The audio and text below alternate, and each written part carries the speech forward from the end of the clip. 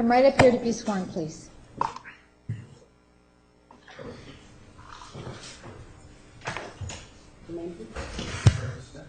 Please raise your right hand. You do solemnly swear that the testimony you're about to give will be the truth, the whole truth, and nothing but the truth, so help you God.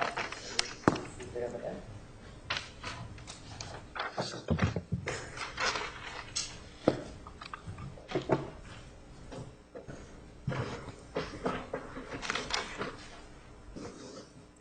Your name, sir? Harry Smith, Who do you work for? Mesa Police Department.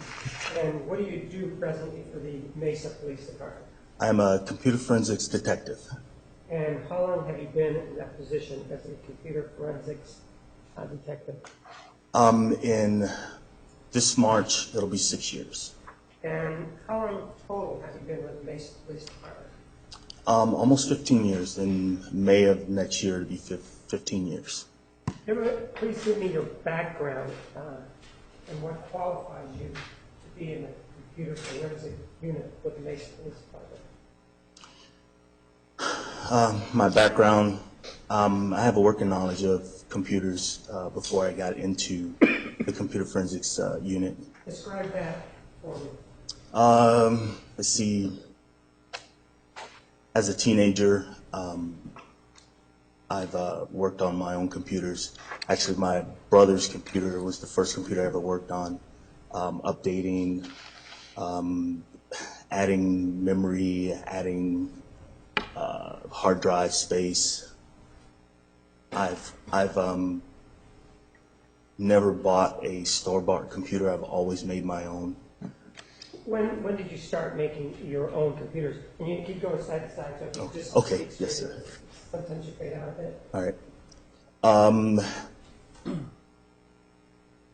Maybe about 20 years ago, 23 years ago, I believe about the first time I made my own. And since then, how many computers have you made? Oh, numerous. Whenever I needed an update and needed to update the hardware itself, I'd make a brand new computer. And you said that you're in the computer forensics unit, and what year did you start in the Mesa Police Department computer forensics unit? In 2009. And as part of that, did you just go into it, or was there any type of training that you undertook for the position? After I was hired, I went through training. I went through 2 weeks of training in Florida with IASIS for the computer. What is IASIS? IASIS stands for International Association of Computer Investigative Specialists. And those 2 weeks, what was the purpose, or what were you taught?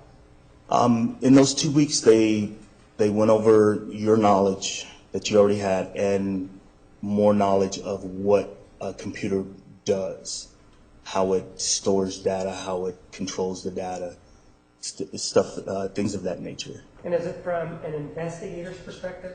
Yes. And so it's not the type of thing where a person goes in and wants to know how to use a computer. It's from an investigator's perspective. Yes. After that, what other training did you receive? Well, that training continues on for about 9 months after that. They're testing you to see if you understand what basically happens with a computer. What happens with a computer? They're testing you on that, and then at the end of that 9 months, they give you an exam to see if you've retained all of that knowledge. And this exam, when did you take it? What year? I took the exam at the end of 2009 and received my certification in 2010. You're certified to do what? What is the certification for? For computer forensics examinations. And which is what you do with the Mesa Police Department, right? Yes. This examination, was it given by the IASIS people, or was it given by the Mesa Police Department, or who was it given by? The IASIS staff members. And since then, in 2000, I think you said 9, Yes. Have you been working on computers with the Mesa Police Department? Yes. With regard to this particular case, were you given or brought over a hard drive, we'll call it hard drive number 1, purported to be an image of the Travis Alexander compact Presario laptop?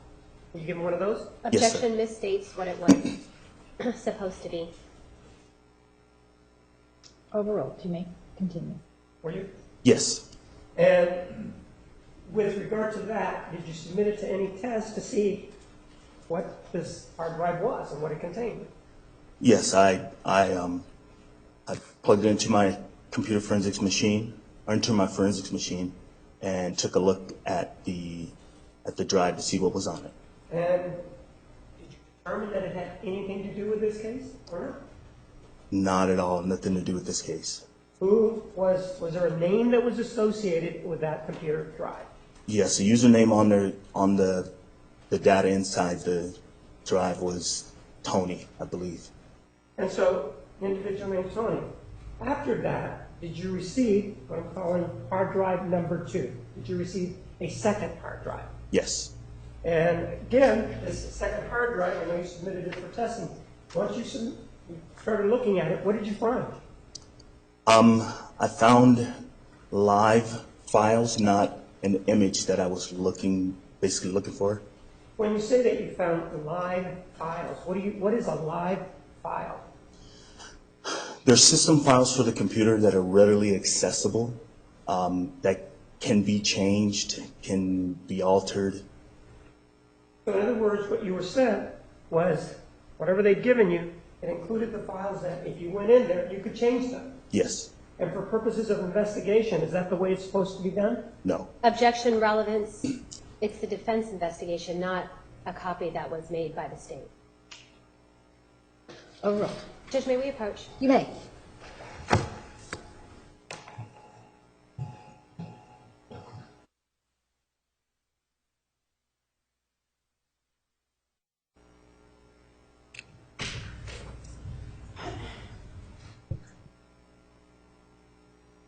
For purposes of investigation, in terms of live, is that how an investigation is to be conducted? A forensic investigation is to be conducted with a live image? No. How is it supposed to be conducted? What's the process? The process is to make an image of the evidence, and in that image, it contains a, I don't want to say snapshot, but it freezes the evidence in time. So what you received, was it something that was frozen in time, or was it something that could be altered? It was something that could be altered. So in terms of you working on it, if you did any work on it, are you running the risk of altering what you were given? Yes. And with regard to EnCase, is that what you've been trained on? Yes, sir. Is there a process whereby through the use of EnCase, you can make an exact image of a hard drive? Yes. And once you make an image of that hard drive, can you work on it and still maintain the integrity of the original image that you had? Yes, you can. In other words, can you work on it and still say, well, here's the original image, I haven't changed anything on it? Yes. But these, what you called it, did you say it was have live files on it? Is that what you said? Correct. And these live files, if you were to work on them, would you change the information on them? Yes, you would. Are you familiar with something known as a write blocker? Yes. What is a write blocker? A write blocker is a device that prevents you from making any changes to electronic media. And as it applies to what you receive, the live image, well, you know what a clone is? Yes, sir. Is the clone what you received that included the live images, or is it something else? A clone is what I was told it is. What's that? A clone is what I was told that these files, or what this drive was. In other words, that's what they were calling it, right? They were calling it a clone, yes. And these clones, had they had a write blocker on them when the person, whoever it was, had been working on them? No. How do you know that the person that was working on hard drive number 2 did not use a write blocker? How do you know that? Well, for one, to create a clone, you cannot write block the drive you are cloning to. So in other words, in order to create a clone, what are you telling us as it applies to a write blocker? You cannot write block the drive that you're writing to, and that's the only way you can make a clone. So you had a clone, and they could not. It's impossible to use a write blocker when you are creating these clones, right? Yes. So that it's impossible, I think is what I'm hearing you say, to make a clone with the use of a write blocker. In other words, with the protection of a write blocker. Correct. It's impossible. And so what you received had something on it, and you looked at it, and you called it live files, right? Yes. Did you do any work on it, other than noting that it had live files on it? No. Did you then receive a third and fourth hard drives to work on? Yes, I did. The third hard drive that you received, describe for us what was on that third hard drive. It appeared to be the same live files that we received in the second hard drive. When you said it appeared, it sounds like you're not sure. Did you look at it? I looked at it, yes. And what did it have on it when you inspected it? It had the same files. And when you say the same files as what? Were they live files? Live files. Had there been a write blocker that had been used on that particular hard drive? No. And you know that for the same reasons that you told us before. Yes. Did you then check the fourth hard drive that was given to you? Yes, I did. And this hard drive, the fourth hard drive, did it also contain live files? Yes, it did. And again, was a write blocker used when this hard drive that was turned over to you was created? No.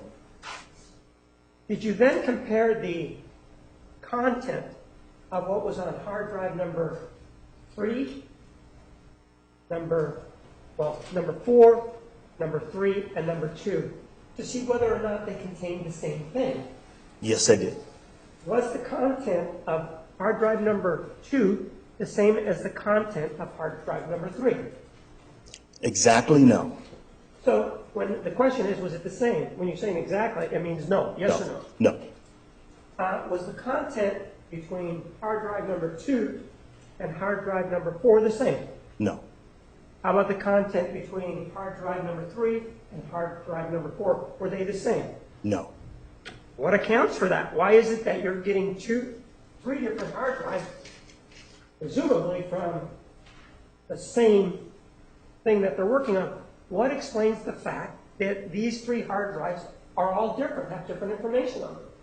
Well, without write blocking the hard drives, you will make changes to the files. And these changes were made before these 3 hard drives were given to you. Correct. And in terms of making an analysis of somebody's work, for example, Neumeister, let's assume there was somebody named Brian Neumeister who did this. In terms of analyzing their work, can you do it just looking at those 3 hard drives, or do you need something else?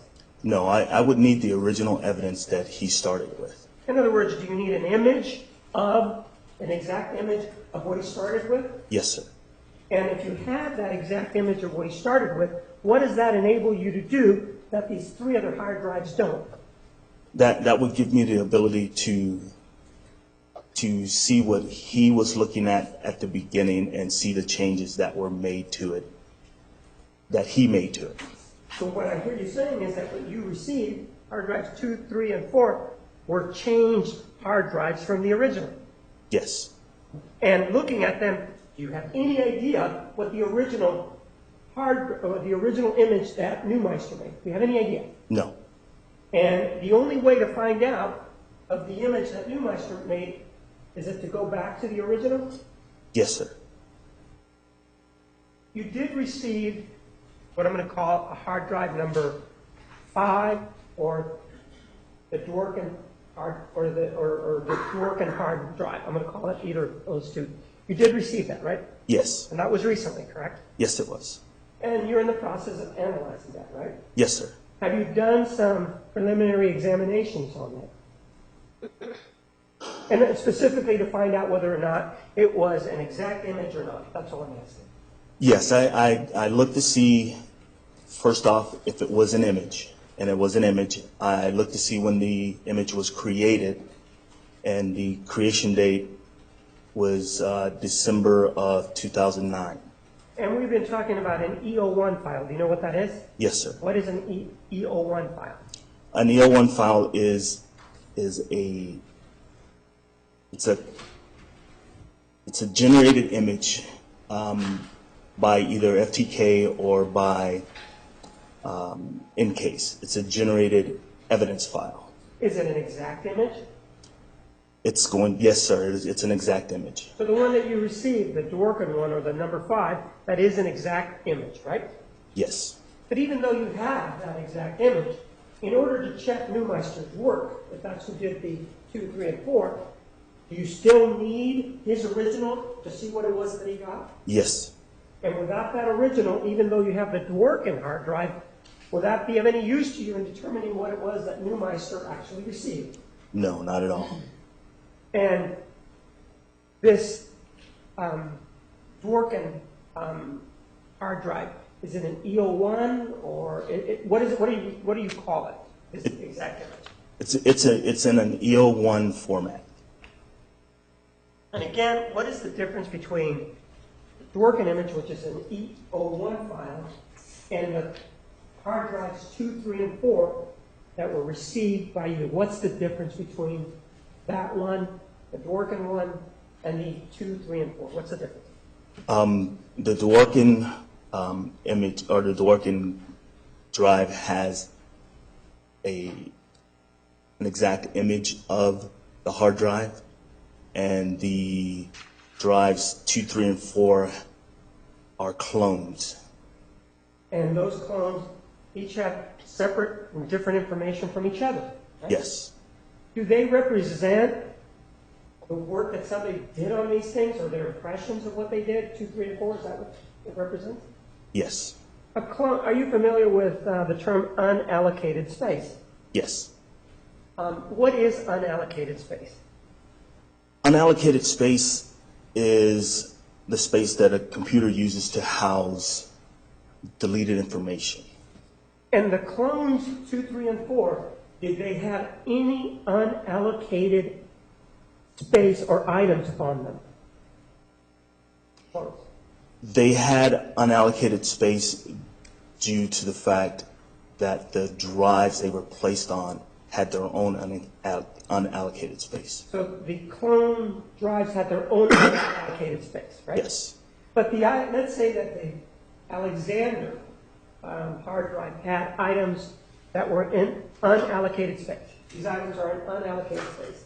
Yes. The clones that were given to you, did they contain any of the items from the unallocated space from the Alexander hard drive?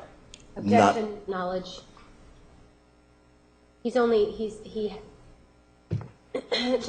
Detective Smith has said that he's looked at the image, the Dworkin image, but he hasn't looked at it completely. So to know whether or not what was contained in the unallocated space from the Dworkin image or the image that was taken in June of 2008, he would need to have that information to know whether or not Mr. Neumeister's clones contained images or items from the unallocated space. He'd have to compare the two, and he's already testified that he hasn't finished his processing of the other images. I'll ask it this way. All right. You have to look at, for example, the Dworkin hard drive or the one that was prepared by the Mesa Police Department to know whether a clone has anything from unallocated space on it. Do you need to look at them to tell us the answer to that? No. Why not? You can tell from the information contained, or information that's located on the drive, and the information, or the size of the information located on the clone, and the size of the information located in the image. And so the numbers 2, 3, and 4, did they contain any of the items from the unallocated space of the Travis Alexander hard drive? No. And how do you know that? The image file, the original image file that we have from 2008, the image file is 55.9 gigabytes. Right? So that's the full size of the information on the Alexander hard drive from 2008. Is that what you said? Correct. All right? Go ahead. And the information from drive number 4, Okay? total information on that drive was 20.9 gigabytes. So 55.9 minus 20.9 is what? 30? Yes, 35. I'm sorry, 30, okay. So there's 35 gigabytes missing, is that what you're saying? Correct. And because there's this 35 gigabytes missing, does that tell you anything about the information that may be missing? What does that tell you? Yes, it tells me that the unallocated space is missing. And we were here in court when Neumeister testified, he showed us in a graph, that what he actually reviewed was 18.3 gigabytes. Assume that. Okay. The hard drive number 4, how many gigabytes did it have? Hard drive number 4 had 20.9 gigabytes. Well, if he's telling us that there's 18.3 that he examined, and then you received something larger, 20.9, what accounts for the difference? Something was added. So whoever was doing this added something to number 4, because that's the one you actually examined, right? Yes. And 2, 3, and 4 are different from each other. You've already told us that, right? Yes. While you were examining number 4, did you notice or look at to find something called incinerator? Yes, I noticed a file within the live files that should not have been there. So you're looking at his live files and you see a file that shouldn't have been there. Why do you say that this file shouldn't have been there? Why? The file was not introduced until Windows Vista, I believe it was, and Windows 7, and it was not introduced in XP, Windows XP, which is the file system that was on Travis Alexander's computer. So Windows XP was on Mr. Alexander's computer. Yes. This something that was introduced came later in time and was not available to the Windows XP of Mr. Alexander. Correct. Objection, Judge. I just want to make sure that we're clear. When we're talking about this file that Detective Smith thinks shouldn't have been there, we're talking about a file that was on a drive, not the original piece of evidence, Mr. Alexander's drive. Is that correct? Right. Yes. Yes. Okay. So you're saying that Mr. Alexander's hard drive did not have this incinerator that we've been talking about, right? Correct. Objection, knowledge. He said he hasn't reviewed the images. Overruled. And you don't need to review Mr. Alexander's hard drive to know that incinerator was not available back then, do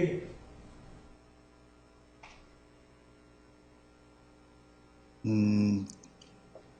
Well, incinerator is you told us that it has to do with XP, right? No, the file that the incinerator was found in should not have been on the XP environment. Right. And the XP is something that the Alexander hard drive could not have had on it, right? Objection, leading. Sustained. Tell us why incinerator was problematic. Explain that. The incinerator folder that I found was in the recycle.bin file.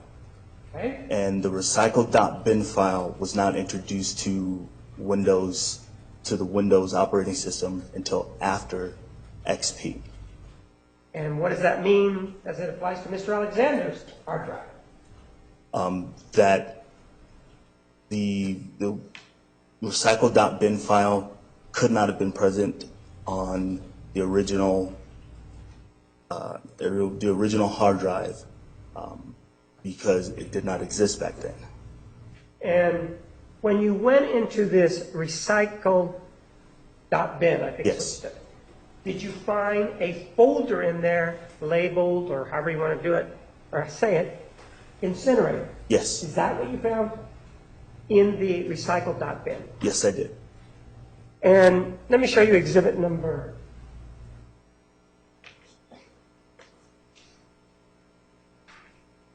11. Take a look at it. Are you familiar with that? Yes, sir. What is it? That's a printout of the in-case window from my computer.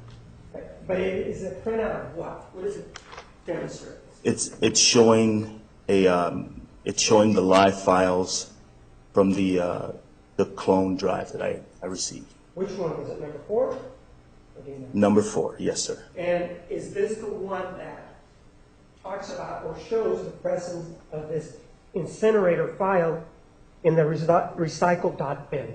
Yes, it does.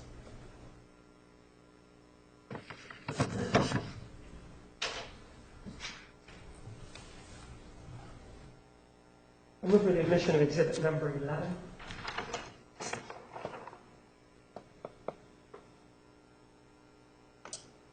Judge, I'd object for relevance. They're talking about a recycle.bin file that was located on a working drive, located on a drive that Mr. Neumeister was working on.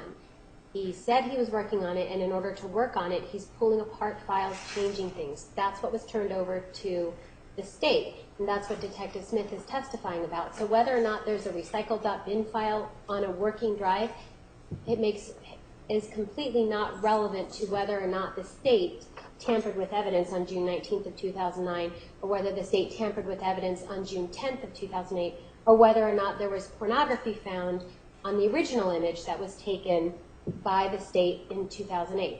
None of what's happened on Mr. Neumeister's computer are these drives, because they're working drives, they're meant to be changed. None of that matters regarding this hearing regarding tampering of evidence and state misconduct. Neumeister testified that 70,000 files were destroyed. That's how he destroyed them. That's, Judge, Mr. Neumeister testified. We have to be very specific when we're talking in computer talk. 70,000 files were zeroed out. Mr. Neumeister testified that he first noticed that 70,000 files were zeroed out, meaning the date and times were zeroed. So you can't tell when those files were, there's no date and time to it. Those files were zeroed out. The first time he noticed was in August of 2014, long before any of this is happening. What the state is talking about is, he's talking about a working drive, a drive that's meant to be changed.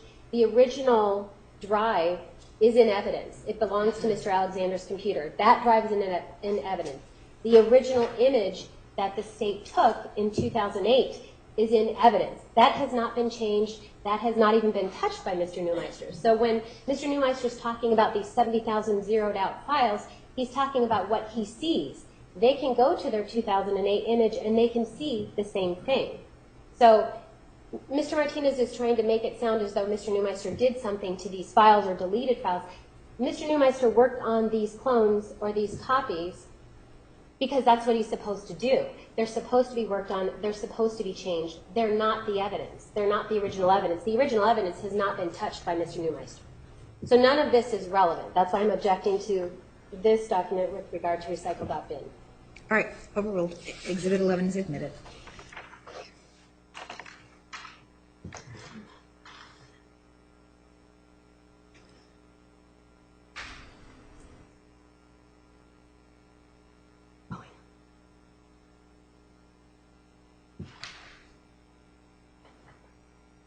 Take a look at exhibit number 11.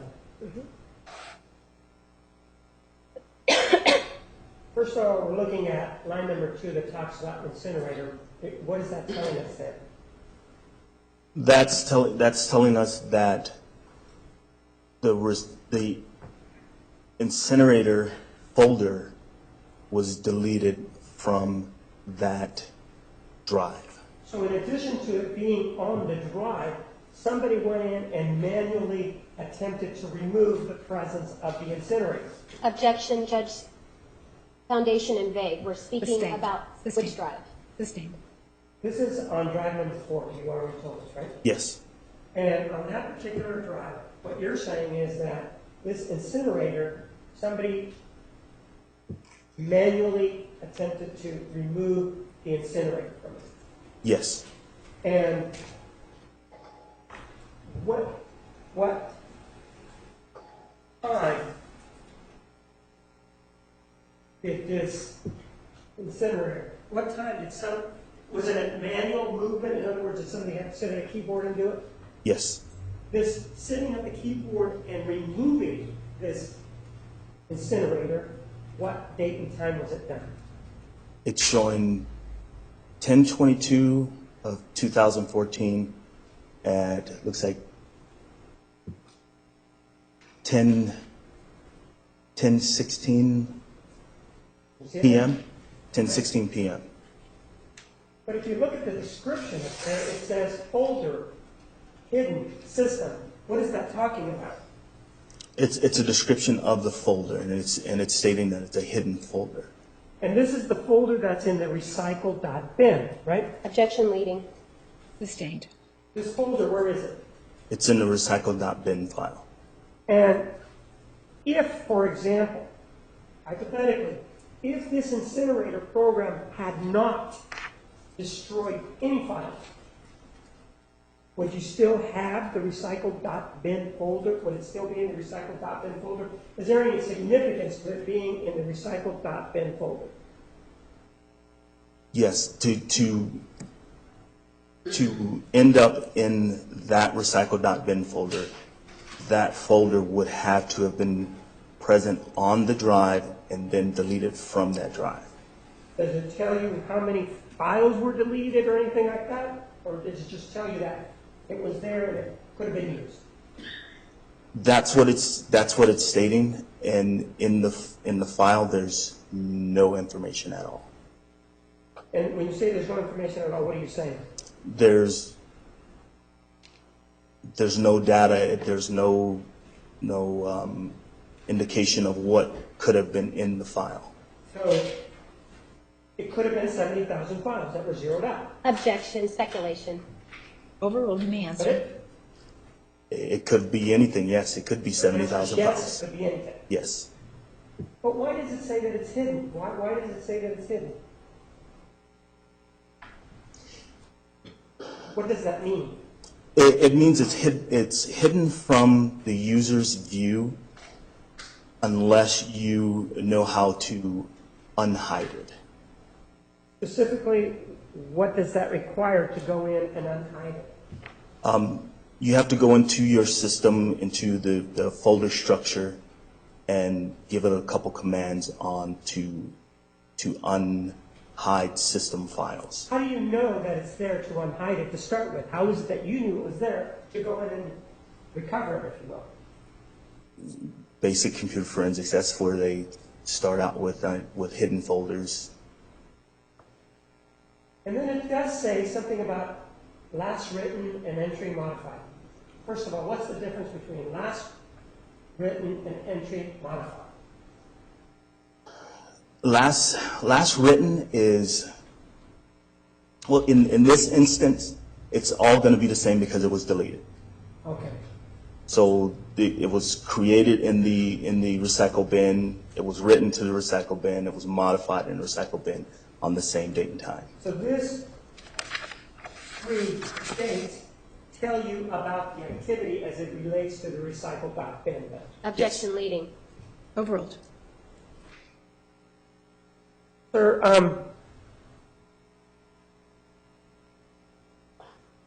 in that hard drive number 4, did you happen to also look at Windows to see whether or not something had been changed in that hard drive number 4 that you've been given? The Windows folder, yes. And does exhibit number 10 indicate whether or not items have been changed or modified in Windows? Yes. And you're the one that actually produced this document. Yes, that's correct.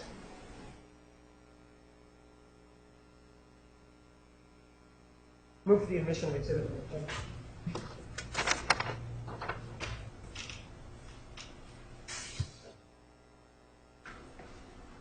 Judge, same objection. This isn't relevant to whether or not the original was modified or tampered with. This has nothing to do with it. This only has to do with a working drive. All right, Exhibit 10 is admitted.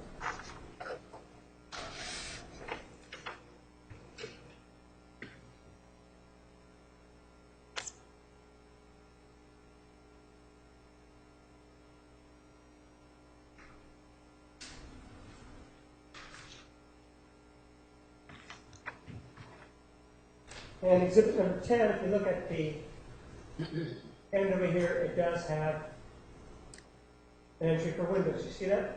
Yes. And then we go on over, and if you need me to, I'll point it out.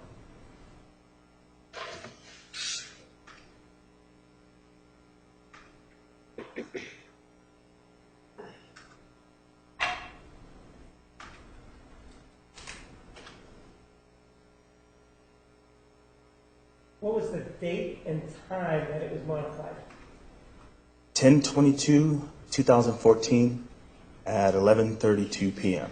If we go back to exhibit number 11, and we're talking about incinerator, you talk about accessed and created and written were when the folder was created in the out bin, or what did you call it then? Recycle.bin. Recycle.bin. Yes. What was is it the same date? It's the same date, And what's the time on this one? 10:16 p.m. And this one was at 11:32 p.m. Was it on the same day, right? Yes. In terms of files being modified, altered, changed, did you check between November 20th of 2014 and November 16th of 2014 to see how many files had been modified? Yes, I did. Objection relevance. It's a working clone. Objection noted, overruled. How many files had been modified? Almost 9,000 files. And did you check your records? Could it be, and if you remember, 8,958? Does that ring a bell? That sounds correct, yes. Would you need the original from, let's say, Newmeister, to know what, to even begin looking to see what may have been changed or altered? Would you need that? Yes, absolutely. Are you familiar with the term hash value? Yes. What is a hash value? A hash value is a string of numbers and letters that depict the information, the data information. It's basically a fingerprint of electronic data. So if we're talking of a hash value as it applies to an E01 file, is there any application or any relationship between the two? In other words, you create an E01 file. Does it have a hash value? Yes, it does. So let's say that you create a clone. Does that also have a hash value? Yes, it does. These hard drives 2, 3, and 4, did you check the hash values of them to see if they were the same or different? Yes, I checked the hash values. And were the hash values the same? Were their fingerprints the same? No, they were not. So each one was different from the other. Objection leading. Overruled. Let me answer. Yes, they were different. Sir, are you familiar with what a registry is, a computer? Yes. What is a registry? A registry is the control center of the computer. Does it hold a lot of information, or does it just a little bit, and then give me what we mean by lots or a little bit? It's relatively small in size. It would not hold what a user would be doing on a day-to-day basis. So in other words, what you're telling me is a person sitting at the computer, striking the keys, that would not be in the registry. No. Why would, if a person is sitting at the computer and punching in whatever they're punching in, why would that not be in the registry? Explain to me again why that would not be in the registry. That would be contained in a history file because that data would become very large. That history would become very large, and the registry is just a small portion of the computer. So you said history. Are we talking about, can it include internet history? Yes. Such as accessing sites. Could the history include that? Yes. And if we're talking about history, that's something where the individual is sitting at the computer and actually doing something volitional or moving their fingers. Correct. Is that going to be contained in the registry or not? No. Why not? It's not big enough to hold all that information.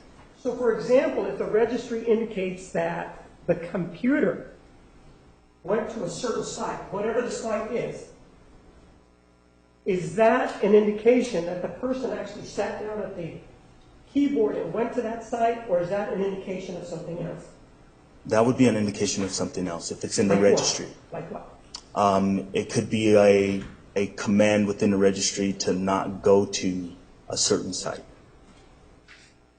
So, for example, if there's an antivirus program, is that where you would find the traces of the antivirus program in the registry? Yes, that's where you would find the commands that the antivirus gave the computer. So these are commands that are being given by the computer involving certain sites, correct? But it does not mean, in your opinion, that this is what the person was doing or typing going to that site. Objection leading. Sustained. If a person sat down at the computer and created a history, is that what would be found in the registry? No.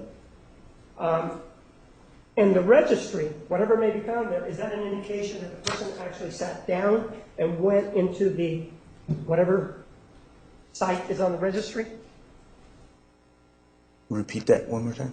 If there's an indication of a website on the registry, is that an indication that the user actually sat down and went to that website? No.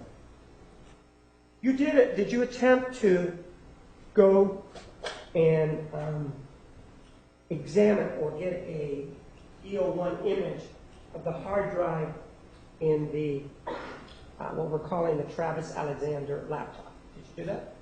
Yes, I tried. And how many times did you try to do that? Just once I tried.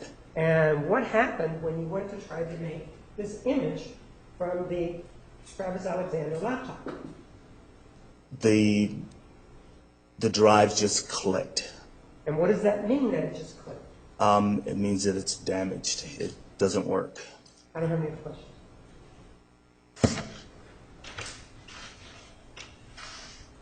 Judge, may we take a short break before we continue? Yes, 10 minutes. Okay, thank you.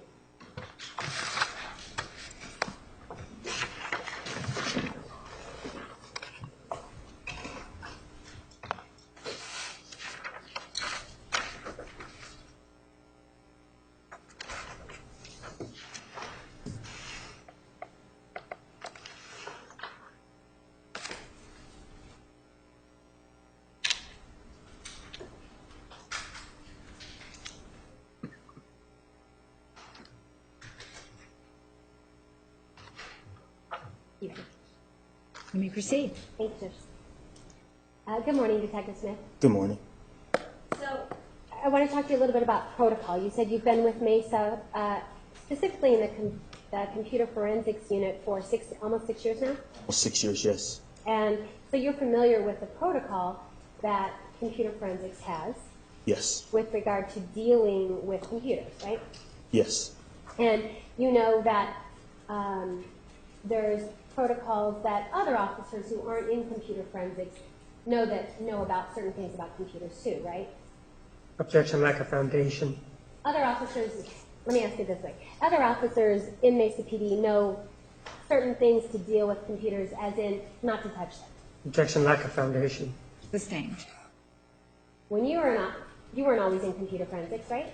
Correct. Okay. And so before computer forensics, you understood that if you ran across a computer at a crime scene, you were not supposed to touch it. No, not before computer forensics. So you're not, that's correct, right? You're not supposed to touch it? No, I did not know that before computer forensics. So you didn't know that? No. But when you were hired with Mesa Police Department, they have a pretty large policy manual, don't they? On computer forensics? No, just in general. Yes. How to run your investigations, right? Yes. How to impound evidence. Yes. And part of becoming a police officer is you have to familiarize yourself with how to do these things, these investigations, right? Yes. And you have to familiarize yourself with what Mesa Police Department requires of you as a police officer to protect evidence. Yes. And you have to familiarize yourself with what Mesa Police Department requires you as an officer to do to make sure that you don't ruin any evidence, right? Yes. And part of these policies, when we talk about protecting the evidence, is that there are policies regarding impounding evidence and property, right? Yes. You're generally familiar with that, right? Not verbatim, no. Not verbatim, but you're familiar that there's a policy about Yes. impounding evidence, right? Yes. Because you weren't always in computers. Yes.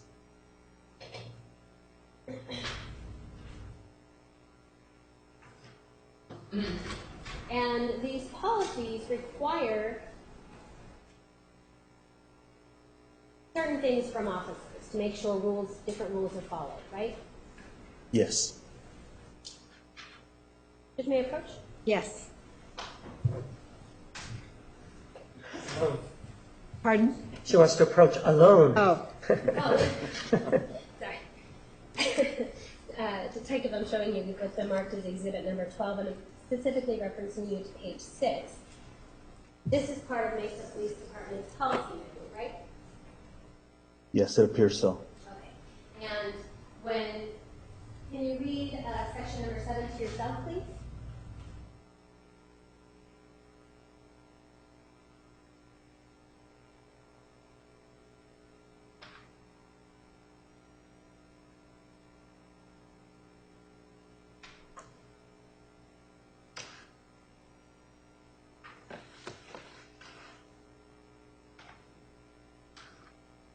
Okay.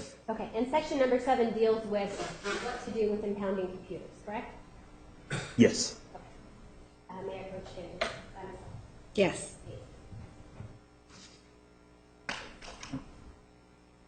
Does defense would move for admission of exhibit number 12? No objection. Exhibit 12 is admitted. Okay. All right, so first of all, let's take a look. Look at the first page, and we're talking about, this is Mesa Police Department Policy Manual, correct? Yes. And the subject heading is impounding evidence and property, special handling, right? Yes. And then there's different issues like money, how to handle money. Yes, I see that. And you see there's others about jewelry and small valuables. Yes. And there's different rules related to how to impound those items, right? Yes.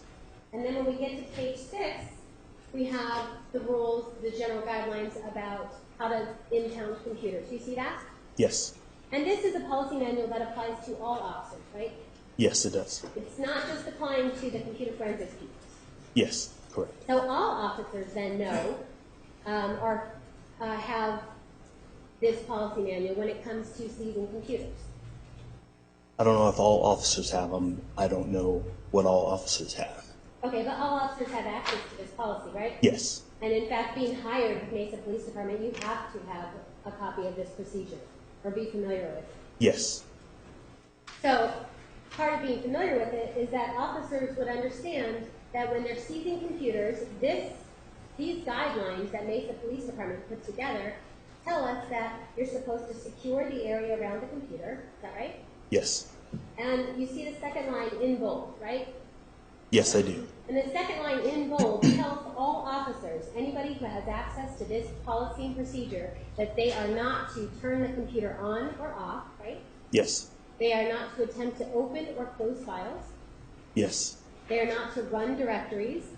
Yes. And they're not to access computer diskettes, which is really an old term, isn't it? Diskette. No, it's a CD is a compact diskette.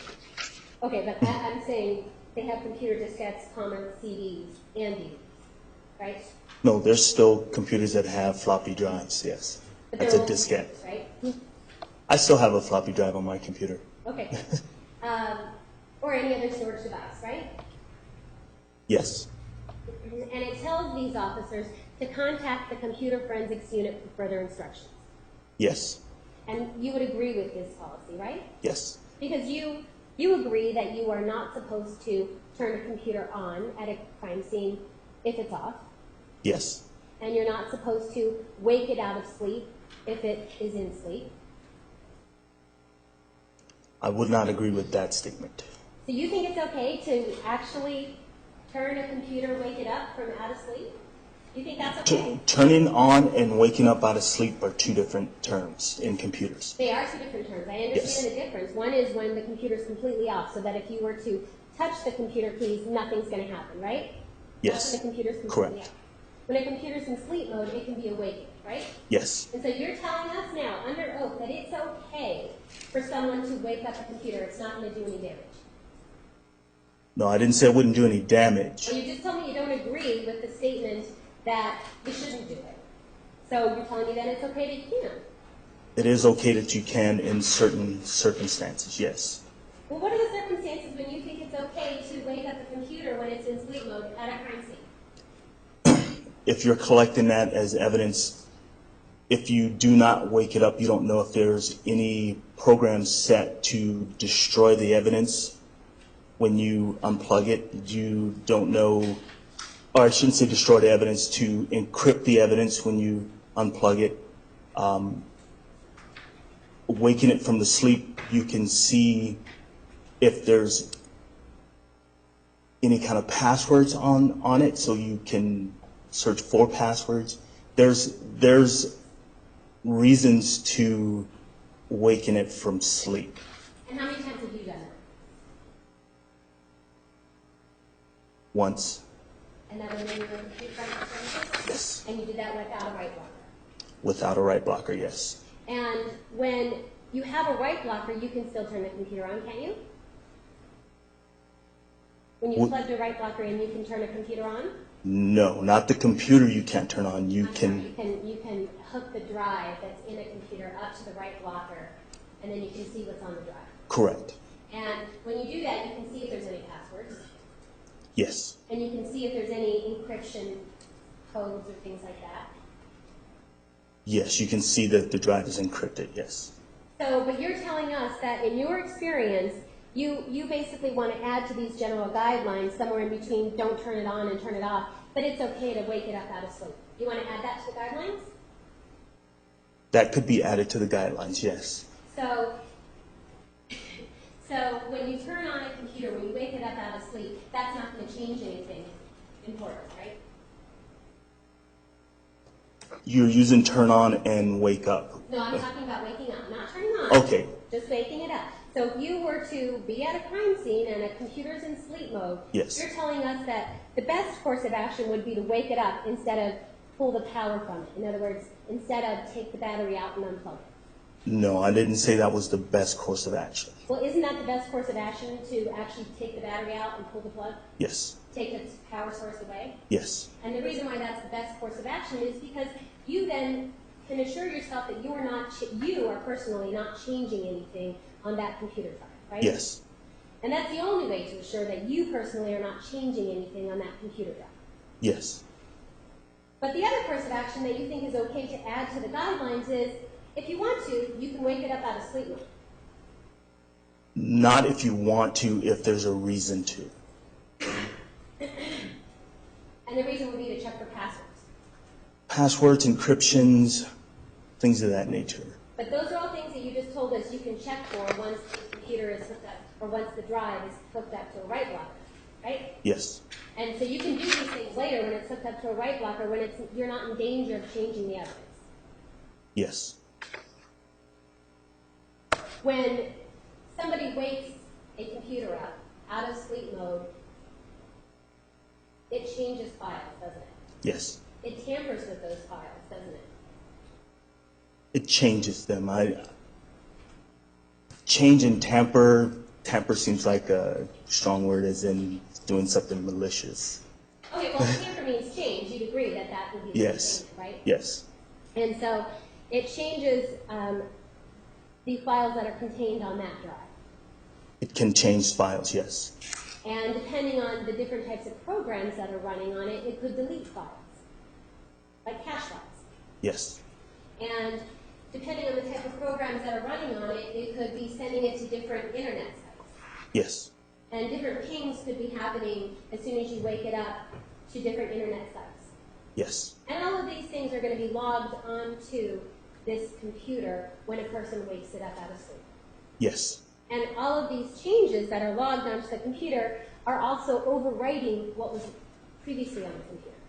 It could. Yes. And so when you say it could overwrite what was previously on the computer, it's basically deleting what it's overwriting onto. If it's overwriting, yes. If it's overwriting, then if it's overwriting, so something is coming on top of what was previously there, what was previously there is now gone. Yes. All because somebody turned it on, woke it up out of sleep mode, right? Yes. And you don't seriously suggest that that would be the best course of action, right? No.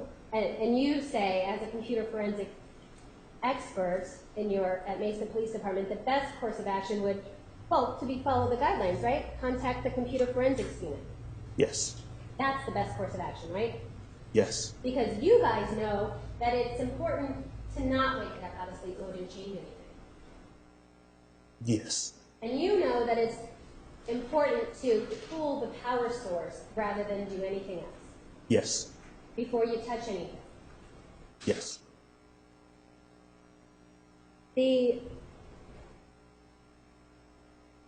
And so when we're talking about Mr. Alexander's computer, if computer and his drive, but on the June 10th of 2008, we're talking about just his computer that had the drive still in it, okay? Okay. On that date, if that computer was woken up out of sleep mode, then that drive was modified on June 10th of 2008. Yes. And you're aware that that particular drive was modified again on June 19th of 2009, right? I have been told yes. Okay.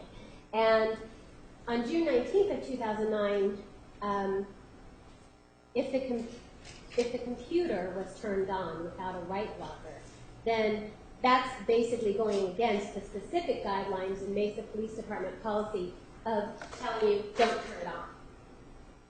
If an employee of the Mesa Police Department turned it on, yes. Then that's violating Mesa Police Department policy. Yes. And if an employee of Mesa Police Department turned it on and then let people look at it, that would be not experts. Let people look at it and let them touch the keyboard. That would be violating the Mesa Police Department policy, wouldn't it?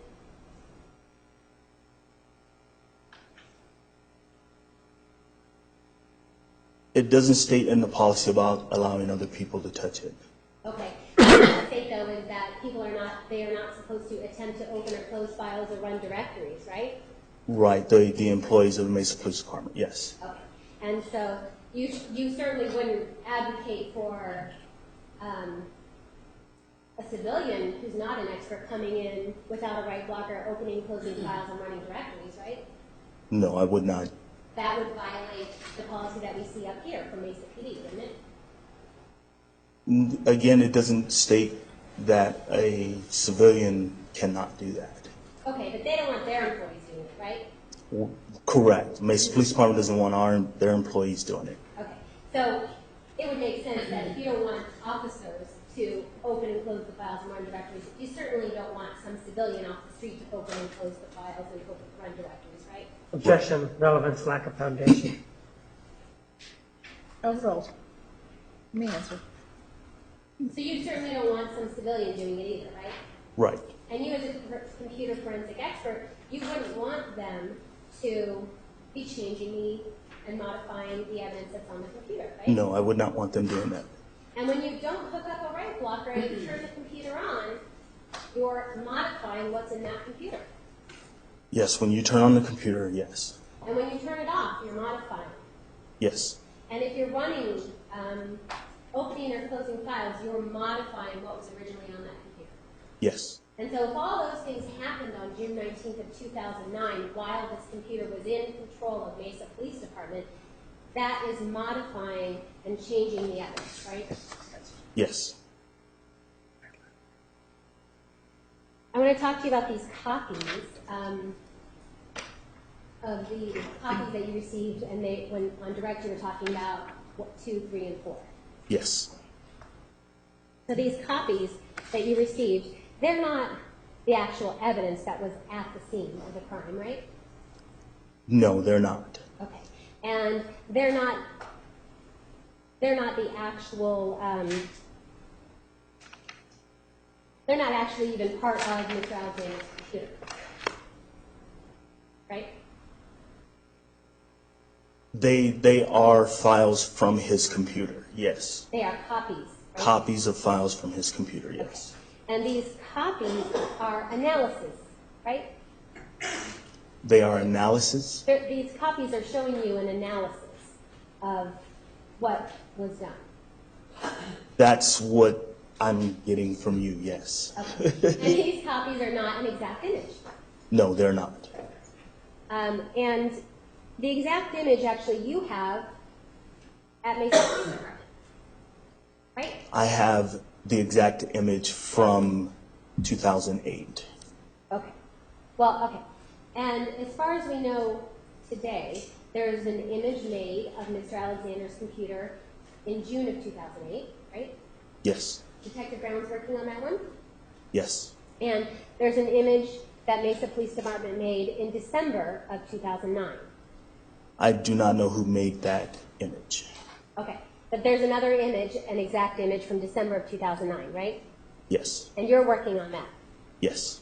Those are exact images. Yes, they are. Okay. These copies that you received from this, I guess from Detective Flores, he's the one who gave them to you, right? Yes. But you understand that these copies were worked on by Mr. Neumeister? Yes. They are nothing more than working copies, right? Yes. They're not images. They are not images, no. And so none of the items, when you're talking about these 9,000 files that were deleted, things like that, you're talking about just what was on the copies, these working copies, right? Yes, because that's what I received. Okay. You're not talking about the image, the actual evidence, right? No. And when you tell us that there's a recycle.bin file located on these copies, that recycle.bin file doesn't exist on the actual evidence, right? No. Not that I've seen, no. Okay. And so this file that's not supposed to be there on these copies, they're just copies, right? Yes, they're clones, I guess is what they're calling them. Okay. But they're clones or copies that have been worked on. Yes. You still have the original image back at Mesa Police Department. Yes. Or Detective Brown has. Yes. And you have 2 images now. Correct. One from 2008 and one from 2009.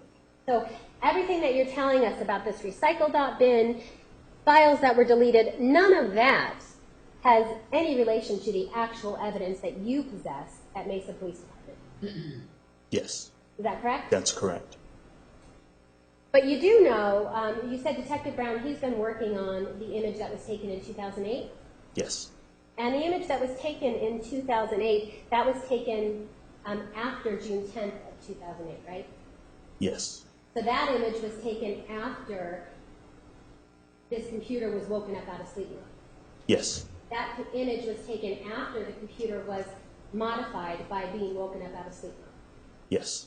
And then you have another image in 2009, correct? Yes. And that image includes the modifications that were made to the original piece of evidence, Mr. Alexander's computer or drive. Yes. That has the modifications that were made on June 19th, 2009. That would be the presumption. I still haven't finished my analysis. Okay, but you expect that to be there. Yes. And you know, in speaking to Detective Brown, who's been looking at the image that was taken in 2008, you know that these URL links to porn sites was located on that image taken in 2008, right? I wouldn't call them URL links. What would you call them? They're documents. They're written. It's not a link. It's not something you can click on and it takes you somewhere. That's a link. Right, okay. It's It's describing a link. it's though, isn't it? describing a link. Okay. Yes. So these lines that are describing links, they're describing links that are to a porn site, right? I cannot confirm that. Well, it was called YouPorn, wasn't it? I didn't see one. We're talking about the registry you said, or what are we talking about? I'm sorry. Okay, we're talking about the image that was taken in 2008. Yes. Okay, and you told us that Detective Brown has been looking at it. Yes. And you told us yesterday that you're aware that Detective Brown has found pornography links, but we don't have to call them links, but he's found evidence of pornography on the 2008 image.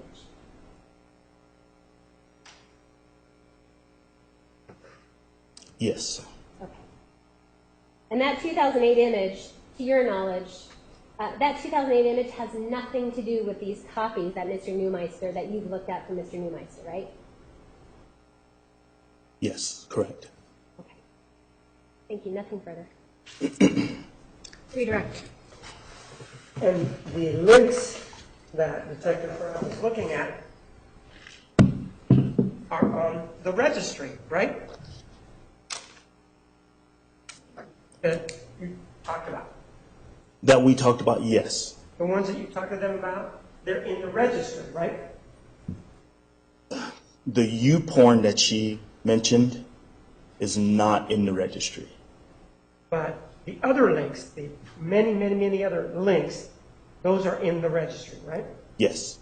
And you already told us what you knew about or what you believe that meant in terms of something being in the registry, right? Yes. And what does that mean? With it being in the registry, Yeah. it's in there, or that doesn't mean that the user went to those sites. It's a command of either not to go there or to avoid or something of that nature. So that's not an indication that the person sat at the computer and said, go to this porn site, right? Objection leading. Overruled. You may answer. Right? Right. And you also indicated that they were not links because if a person clicked on them, they would not go there, right? Is that what you're saying? Correct. And they would not go on there, it's because they're descriptions, aren't they? Correct. Sir, you were asked about the Mesa Police Department guidelines on computers, and this is exhibit number 12 that's here. Do you see that? Yes. Do you see anywhere where that talks about defense attorneys and their right to take a look at computers? See that anywhere there? No. So if the defense attorneys want to look at it, is that addressed anywhere here? No. In terms of bringing a computer out of sleep, you told us what the advisable procedure was. Does this policy in 2013 talk about waking a computer from sleep? No, it does not. This issue involving the incinerator and whether or not it's on the two hard drives, one from 2000, or the copies or the images from 2008 and one from December of 2009, the Lonnie Dworkin hard drive. Whether or not they're there, you found it on the working copies, right? Yes. And whoever was working on this, whatever they were doing, you don't know what they did with regard to these files that may or may not have been deleted, or these files that may have been deleted, right? Objection, relevance, and leading. Overruled. You may answer. Right. Could have been 70,000 files, right? Objection, speculation. Overruled. Absolutely. It could have been anything.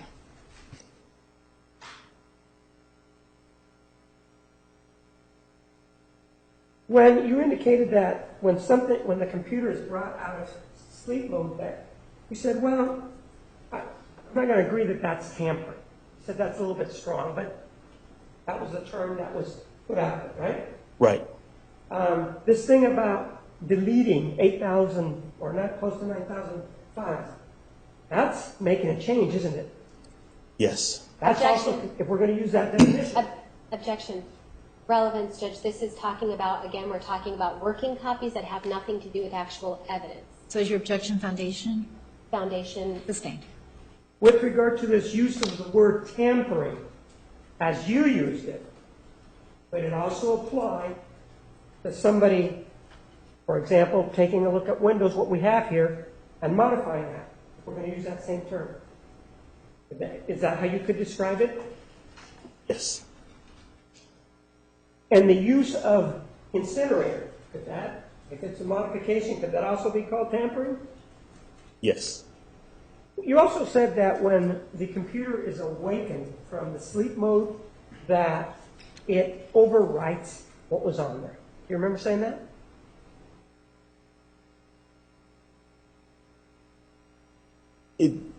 I don't remember saying that exactly. What did you say exactly?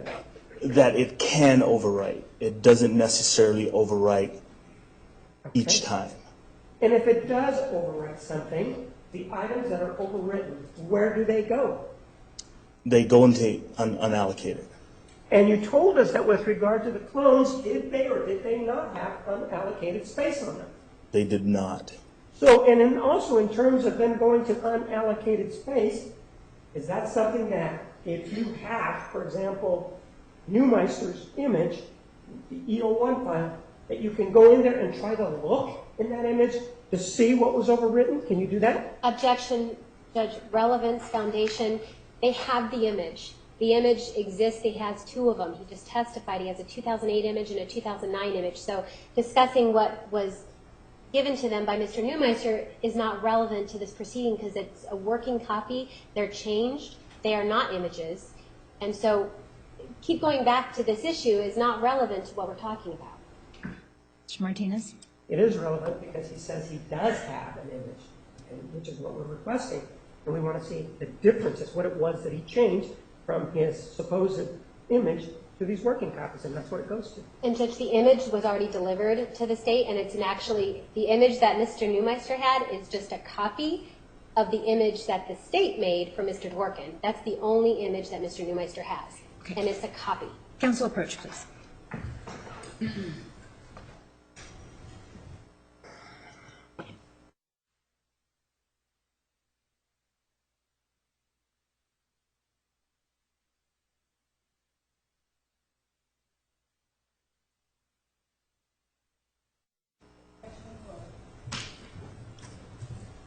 You answer the question? Yes. Do you remember the question? No, can you repeat the question?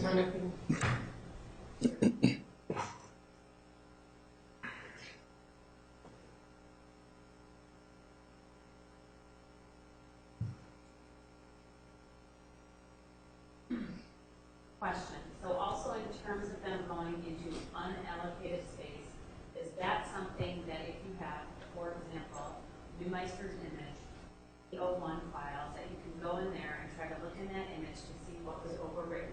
Can you do that? Yes. I don't have any other questions. All right, we are going to take the noon recess. 1:30, council? 1:30, all right. And Judge, just so we can figure out witnesses, is the state finished with witnesses, or are there more? We are finished. We have no one All else. right, do you have any additional witnesses? I do, Judge. All right.